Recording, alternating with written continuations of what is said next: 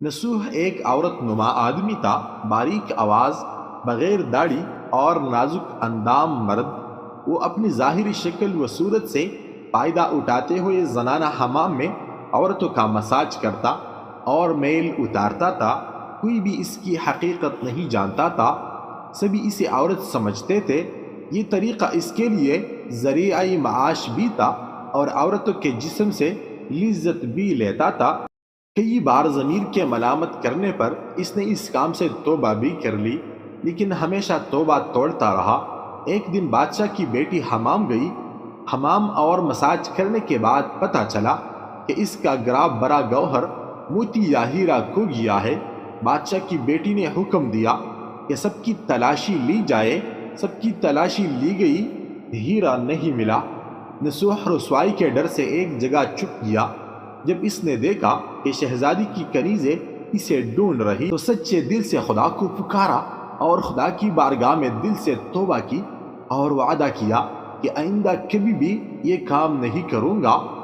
मेरी लाज रख ले मौला। दुआ मांग ही रहा था कि अचानक बाहर से आवाज़ सुनाई दी, कहा हो सब छोड़ दो, हीरा मिल गया है। नसूह नम आंखों से शहजादी से रुखसत लेकर घर आ गया। इसने कुदरत का करिश्मा देख लिया था और हमेशा हमेशा के लिए इस काम से तौबा कर ली।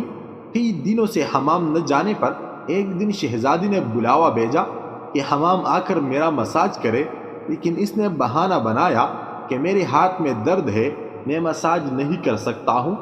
नसूह ने देखा कि इस शहर में रहना इसके लिए मुनासिब नहीं है। सभी औरतें इसको चाहती है और इसके हाथ से मसाज लेना पसंद करती है। जितना भी गलत तरीके से माल कमाया था सब गरीबों में बांट दिया और शहर से निकलकर कई मील दूर एक पहाड़ी पर डेरा डालकर अल्लाह की इबादत में मशगूल हो गया। एक दिन इसकी नज़र एक भैंस पर पड़ी जो उस वक़्त घास चर रही थी। इसने सोचा कि ये किसी चरवाहे से भागकर यहाँ आ गई है। जब तक इसका मालिक न आ जाए तब तक मैं इसकी देखभाल कर लेता हूँ। लिहाजा इसकी देखभाल करने लगा। कुछ दिन बाद एक तिजारती काफिला रास्ता भूलकर इधर आ गया जो सारे प्यास की शिद्दत से निडाल थे। इन्होंने इससे पानी मांगा। नसूह ने सबको भैंस का दूध पिलाया और सबको सैराब कर दिया। काफिले वालों ने नसूह से शहर जाने का रास्ता पूछा। नसूह ने इनको आसान और नज़दीकी रास्ता दिखाया। इसके अखलाक से मुतासिर होकर ताजरों ने जाते हुए इसे बहुत सारा माल बतौर तोहफा दिया। नसूह ने इन पैसों से वहाँ कुआं खुदवाया। आहिस्ता आहिस्ता वहाँ लोग बसने लगे और इमारतें बनने लगे। वहाँ के लोग नसूह को बड़ी इज्जत और एहतराम की निगाह से देखते थे। रफ्ता रफ्ता नसूह की नेकी के चर्चे बादशाह तक जा पहुँचे। बादशाह की दिल में नसूह से मिलने का इश्तियाक पैदा हुआ। इसने नसूह का पैगाम भेजा कि बादशाह आपसे मिलना चाहते हैं, मेहरबानी करके दरबार तशरीफ़ ले आए। जब नसूह को बादशाह का ये पैगाम मिला, इससे मिलने से इनकार कर दिया और मौज़रत चाही कि मुझे बहुत सारे काम है, मैं नहीं आ सकता। बादशाह को बहुत ताज्जुब हुआ, मगर इस बेनियाजी को देखकर मिलने की तलब और बढ़ गई। बादशाह ने कहा कि अगर नसूह नहीं आ सकते तो हम खुद इसके पास जाएंगे। जब बादशाह नसूह के इलाके में दाखिल हुआ, खुदा की तरफ से मलकुल मौत को हुक्म हुआ कि बादशाह की रूह कब्ज़ कर ले। चूँकि बादशाह बतौर अकीदतमंद नसूह को मिलने आ रहा था और रियाया भी नसूह की खूबियों की गर्विदा थी, इसलिए नसूह को बादशाह के तख्त पर बिठा दिया गया।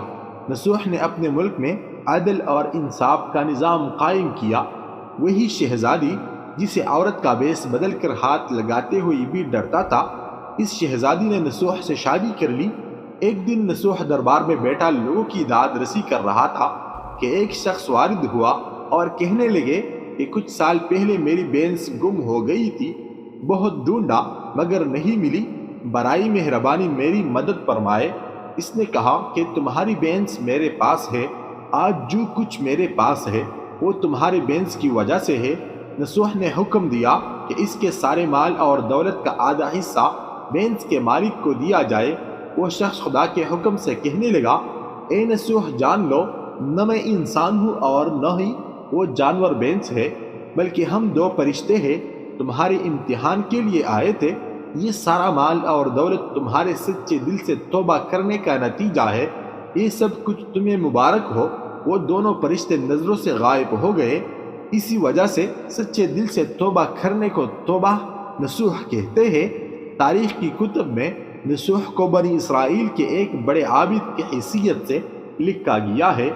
انسان کو محبت اگر رب سے ہو تو بندگی کہلاتی ہے، اور اگر مذہب سے ہو تو ایمان کہلاتی ہے، اگر شریک حیات سے ہو تو زندگی کہلاتی ہے، اور اگر دولت سے ہو تو فکر کہلاتی ہے۔ آج کے نوجوان 16 سال تعلیم حاصل کرتے ہی صرف نوکر بننے کے لیے انسان کی جسمانی امراض پرہیز کرنے سے جاتے ہیں اور روحانی امراض پر پرہیزگاری سے جاتے ہیں۔ بوڑھے لوگوں کا مشورہ نوجوان کی قوت بازو سے زیادہ وسیع ہوتا ہے۔ بوڑھے لوگوں کا مشورہ نوجوان کی قوت بازو سے زیادہ وسیع ہوتا ہے۔ افواہ وہ بناتے ہیں جو نفرت کرتے ہیں، اور پھیلاتے وہ ہے جو احمق ہے، اور بے وقوف لوگ ان پر یقین کرتے ہیں۔ آپ ان تینوں میں سے کوئی تو نہیں۔ کسی کے لیے انسان کے آنسو بہانا کوئی کمزوری نہیں، بلکہ ان کے لیے ہمارے دل میں کتنا احساس اور قدر ہے اس بات کا پتہ لگتا ہے۔ کسی کے منہ پر تعریفیں کرنے کی بجائے بہتر یہ ہے کہ پیٹھ پیچھے برائی کرنا چھوڑ دی جائے۔ آزمائش چاہے کتنی بھی لمبی کیوں نہ ہو، مگر صبر کے صلے ہمیشہ خوبصورت ہی ہوتے ہیں۔ محبت چاہے انسان کتنی ہی گہری اور سچی کیوں نہ کرے، اگر کسی بزدل انسان سے ہو جائے تو ہمیشہ ادھوری ہی رہ جاتی ہے۔